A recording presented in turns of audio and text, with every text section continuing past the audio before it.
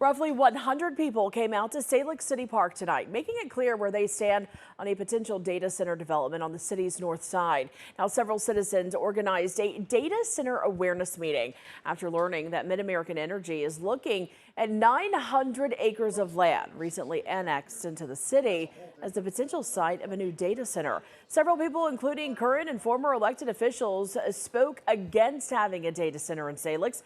One person who lives just northeast of the annexed land says she fears that if it happens, the data center, and if it's built, it's going to be in her front yard.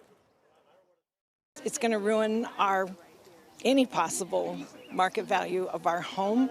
It's going to ruin the sites that we see.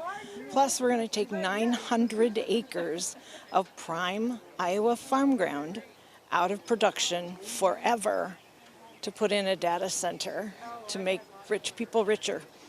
Just across the park, several people came out to show support for a potential data center. Now, they say it would bring many benefits to the city, like economic growth and employment opportunities.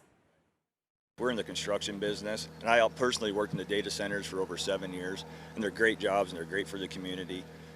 There's a lot of misinformation about them. We just need to make sure it gets built right in our community and everything gets done right, and everybody just gets together and gets to know the truth about these things. Because what it can bring, just not for the Salix community, but from here all the way to Sioux City, it's going to benefit everybody. City officials in Salix say the land would have to be rezoned before any potential data center could be built and say that would be a months-long process.